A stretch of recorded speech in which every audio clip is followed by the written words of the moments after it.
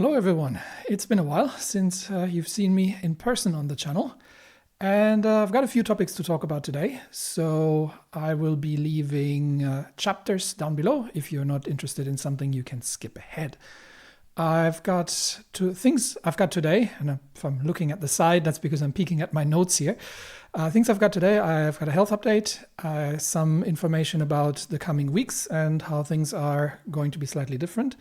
When we're talking about pre-recording versus just more or less playing along with the comment section, I'm going to be talking about the completion of the Crusader Kings 3 series and what comes next, and about the future of production for the intro sections and just general flavor graphics kind of cinematics that I'm particularly fond of and that I think give me a little bit of a distinction from what's usually going on. So these are going to be the 5 things I'll be talking about. Like I said, chapters down. You want to skip something, skip ahead. Anyway, since you're still here, you'll be listening to me going on a whinge first, as usual. Now, so for those of you who are new here, hi. I now 1 year since my latest COVID infection, and generally my sort of fatigue problems after COVID infections had taken about 3 months to 6 months to mostly go away. Since the latest infection, this is no longer the case. So I am, like a year in now, and things have not noticeably improved. I've got still plans of what to do about it. I've got more things that I need to do in terms of exercise, in terms of nutrition, and other in terms of medication and other things. So I'm still working on it. I had broken my toe recently, which has kept me from doing as much hiking as I otherwise would have liked to do. It's also winter in Australia right now, which doesn't mean an awful lot for somebody who comes from a place where it's actually getting cold, but still it's a little cooler than otherwise, and that doesn't help either. So things not been going too well health-wise, and you may have noticed that I have somewhat dropped off from my goal of episode count. My general plan for this channel is to have 6 episodes a week and to have 3 campaigns running in parallel. Now, I do have 3 campaigns running in parallel, but I have not been able to do the 6 episodes a week. And a large part of that is, well, A, the health, and B, the, just general load of things that are going on.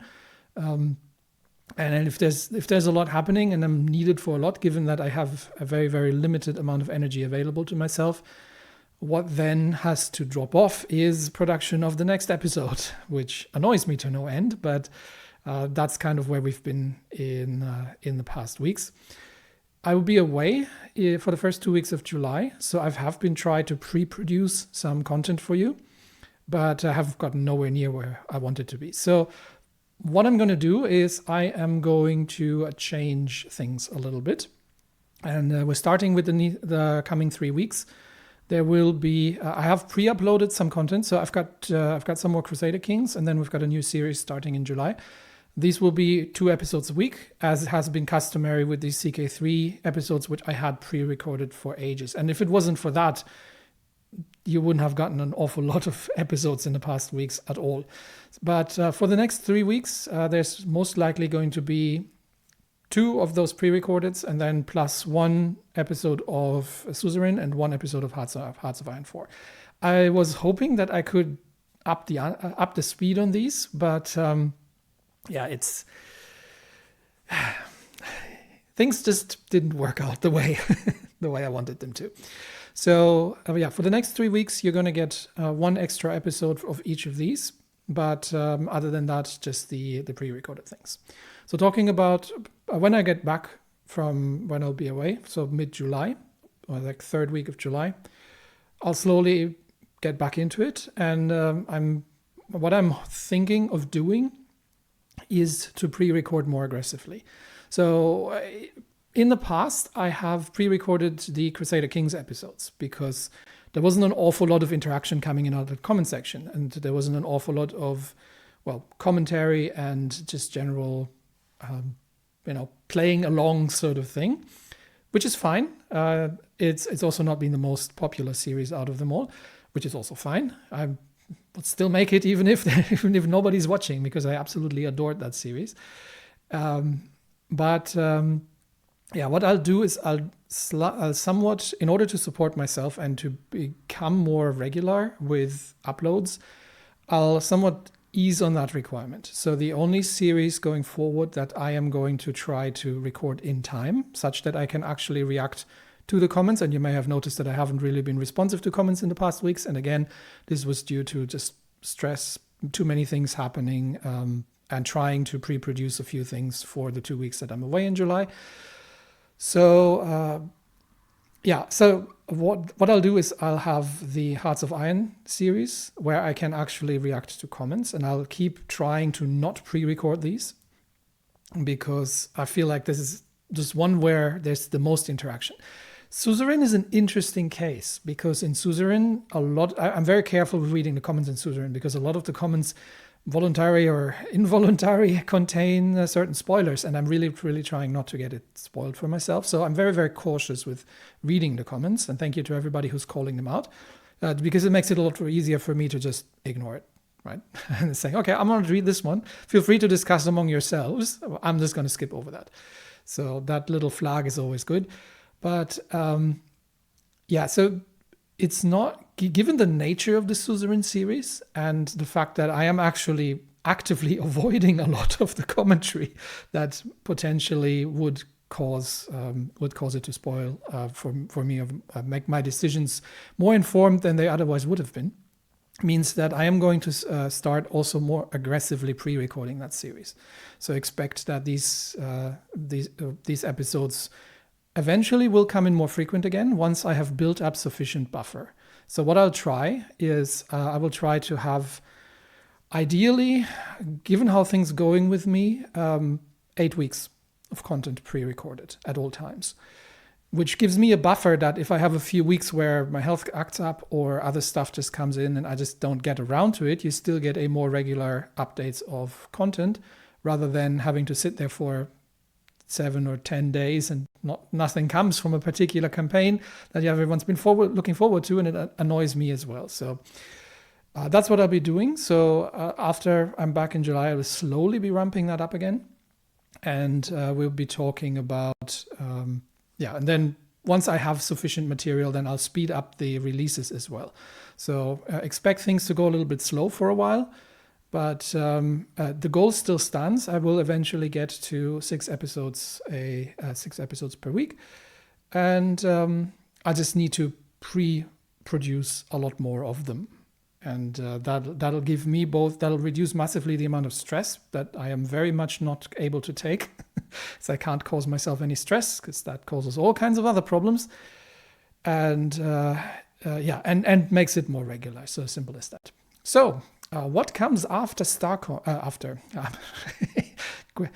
Well done, Terry. What comes after Crusader Kings 3? StarCom. I mean, you knew it. The trailer's been out. Hasn't really garnered a lot of interest, but again, this is one of those series that I have. That's very close to my heart. Let me put it that way. So StarCom 2. How did I come to StarCom 2? I've always wanted to do science fiction. Because, well, first, I love science fiction, and I think there are there's sort of three great genres. There's science fiction, there's fantasy, and then there's historical. And like historical and science fiction are the two that I really want to focus on most here, because that really also works well with my interest in politics and economics, and that flows into that quite nicely. So. How did I come to StarCom? StarCom Unknown Space is an indie game, and it's relatively simple. If you've ever played Asteroids, the really old, where you control a little starship in a 2D space and you have to shoot at asteroids lest they destroy you, it's kind of like that, but with a bit more space opera to it. But it's a relatively simple production, and I actually didn't know about this game. I saw this on the Mighty Jingles YouTube channel, which is probably the single oldest YouTube channel I've been following, and still am. Highly recommended, the old man. But he's been playing Starcom, and in his unique way. And I picked it up just out of interest, and also because it is sort of the spiritual successor to a very, very old game that, God, what was it called? You see, that's the thing, right? Brain's just not functioning. There's an old game, Star Control. That's it, Star Control. Star Control, the Urquan Masters. I played that on, I'm not sure, either on the Atari ST or on my first PC, which was a 386DX with 33 or 40 megahertz. Yes, and your floppies and everything. So I played that quite a bit back then. And that was like the most amazing game. You could build your ships. It had different races that you could, all kinds of things you could do there. So that was one thing. And the other thing was that I grew up with Star Trek, specifically original series, then Next Gen, which is kind of really my jam, and then Deep Space Nine. And so Next Generation and Deep Space Nine, from my opinion, are the pinnacles of Star Trek. Original series was great. That's what I watched as a child. But then as a teenager, Deep Space Nine was, Next Gen, and then later Deep Space Nine was what really, really captivated me. So Babylon 5, amazing series back then. We had so many good science fiction series in the time. X-Files, the original, all these kind of things. Anyway, so that sort of space opera, in a way, is something that I'm very keen on, and I'm very enjoying.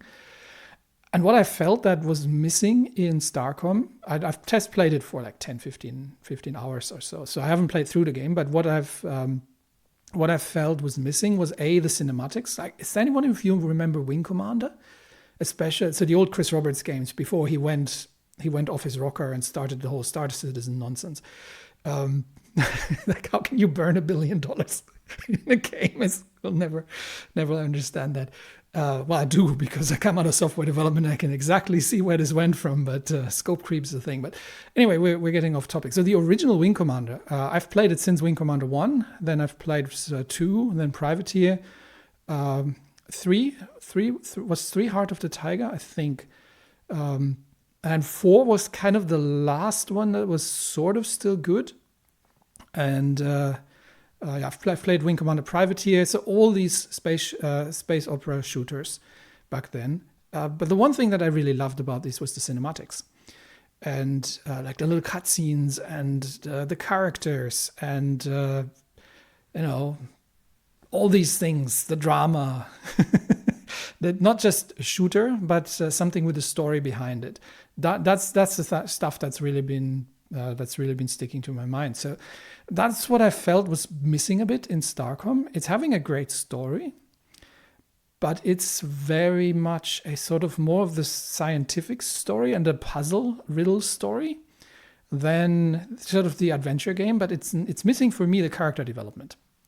So that's what I'm trying to add in my Starcom campaign. That there will be characters, they have their own stories, their own subplots, and there will be a few cinematics. Which brings us to the final point. Starcom starts after Crusader Kings. There's going to be 2 more Crusader Kings episodes and 1 epilogue, and then in the same slots the week after. I think it's the first week of July, Starcom will start. So I've got those already pre-recorded. So those are coming up. Which brings me to the final point, which is actually, before we get to that, I'll answer one thing from the comments that just kind of stuck to my mind. Somebody asked a while back in the comments when I had a slump if I had abandoned the Suzerain series. So general principle for me and on the channel is that no series ever gets abandoned. Unless I say otherwise, and then I have to have a really good reason if I was going to do that. But no matter what happens, like how successful or unsuccessful it is, or what I'm be doing there, what happens in the game, I do not abandon campaigns. So all campaigns will be completed. That is a ground rule. But thank you for the concern. So yeah, don't worry about it. It might take longer, but I will complete all series on this channel because I hate leaving things unfinished. Anyway, that's not what I was going for. So production of the intersection, the flavor, visuals, and all the other things. So we've talked about this briefly in the last channel update, and I've been looking into that a little bit more. So I've been looking into filmmaking techniques, a little bit into just the basics of these sort of things. And this might be controversial, but I am using generative AI for that specific, especially for series where there is no material otherwise available. So for the historical parts, I will always, like Hearts of Iron, I will, if there is available material, I will always use it. But like, for example, the Svyatogors, right? These things, the Russian land cruisers, or like Russian troops fighting alongside Nigerians against the Americans in Africa. There is literally nothing I can do about this. Or Russian naval combat, because there was none, or not an awful lot. And there's nothing. It's difficult enough with the existing material due to copyright restrictions. I get demonetization issues at times. Most of the stuff that I have is, or archival material is public domain or supposed to be public domain. The problem is that the way YouTube's copyright system works, due to the DMCA, the Digital Millennium Copyright Act, thank you, America, is that anybody who believes that they have the right, even if that's not the case, can simply go and claim it.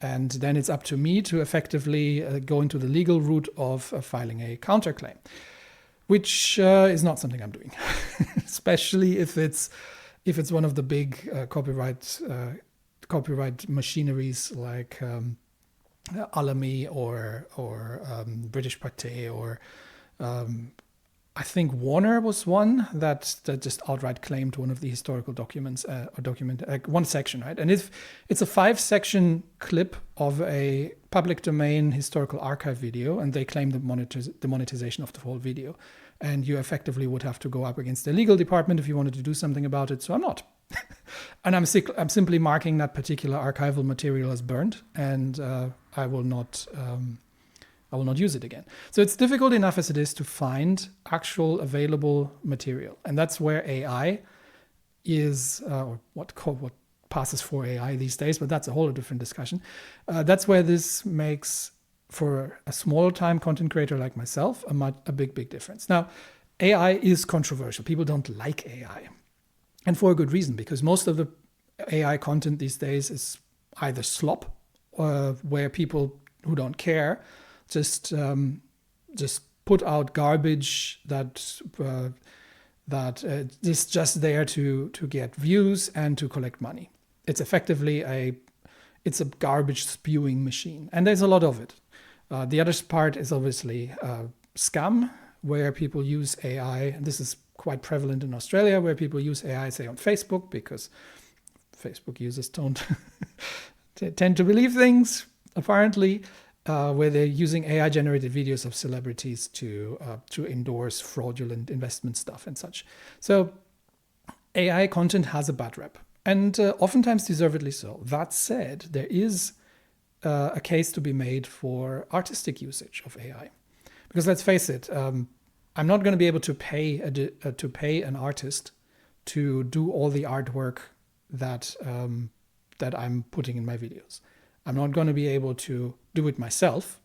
Well, first of all, I have no experience in the field, and second, I don't have the time for it. So with the amount, if I was making one video per month, maybe that would be a different story. But if I'm aiming for 6 videos a week, which given the long campaigns that we're running here is the requirement, then yeah, there's no way I could do this anyway otherwise. So the option is either I'm going to use AI, or you're not going to get the artwork. And I personally really enjoy the process. So let's give you a little sneak peek of the of the Starcom stuff. So and of the generally where I'm at in terms of AI usage with this. So right now I'm using Google's tools. This is Google Flow. This is still a very beta thing, but this is shaping up to become. This is the successor of the previous tool that I used for Crusader Kings and Hearts of Iron, and I've switched to this one, which is the successor eventually. This is rapidly shaping up to become a sort of more cinematography focused tool where you can actually create characters and have them and reusable characters, have them as reference. You can create obviously imagery, and you can create short video clips. So there's going to be a lot more in terms of what I'm trying to go to, a lot more in terms of actual motion. Now, the problem here is the cost for the whole thing. So right now I'm on the free tier, which means I can make effectively five short video clips per day, and then the credits refill. I can start, and I probably will start soon, getting onto a paid tier, but still the amount of available credits is relatively limited. So the success rate at this point, it depends very much on what you're doing. So if you're doing human stuff, it works really well. If you're doing things that people do, it works really well. If you are doing things that does not involve people, like spaceships or things that the AI models have less reference materials for, it gets extremely quirky. So you get random engines spawning on the side of a spaceship simply because the AI doesn't understand which bit is which on the spaceship, because it just doesn't have sufficient reference material. With humans, that's not so much an issue. That used to be an issue. So the extra arms has driven me absolutely insane in Crusader Kings 3, because there were situations where the AI would just add extra arms to people. And it just did that. And there were certain triggers that caused this. Sometimes you could work around it, but sometimes I would sit there for half an hour and then just had to give up on this particular scene that I had in mind and do something else. So with that, the current AI, or the current output, or the current success rate that I have on AI video generation, and to a degree AI image generation, is about 20%, which means that for every five video clips I create, which is my current daily budget on the free tier, I get one usable out of it. The rest is for the bin, because it's something crazy in there and that I can't edit out or anything. Which means that if I'm going to start using a paid tier, that will get me to, I've done the math on this, with the current success rate, that'll get to an effective cost of $1.50 per video clip. So that is going to start adding up quite quickly in the videos. So what I would like to do would be full-on cinematics, like actual proper videos, but I'm not there, both from my skill set and from the potential expense that I'm seeing in order to make that. There are creators out there who are very, very good at this, who have a background in this kind of production and have been doing it for a long time, and that is kind of what I'm striving towards. But for now, what I'm going to be doing, starting, you might have seen this already in one of the latest Hearts of Iron episodes, where we did the Nigerian, that was a real character from the game, by the way. I forgot to mention that. That was one of the division commanders. I just gave him his own personal backstory. But I've started using AI-generated video in there as well. And I'll be starting to sprinkle that in a little bit here and there, right? I'm not going to start making full-on AI videos simply because A, the cost, and B, I just don't have the skills for that just yet. But so far from what I've found from the experimentation with Starcom, it is something that I'm enjoying. So Starcom itself is going to be an ongoing experiment, a learning path for me as well, where I'm going to get through and see what I can see what I can bring in and how well this works. It is a lot of work. So don't think that, oh yeah, it's AI, you just have to type something in the text box and the machine does it all for you. This takes an excessive amount of time. So I'm easily spending a few hours on every episode to get things the way I want it to get things just right, to keep consistency, to iron out logical flaws. And I'm extremely nitpicky with these things. If I spot something that shouldn't be there, then I'll try to my very best to make it not be there. So there's a lot of there's a lot of work that goes into these, and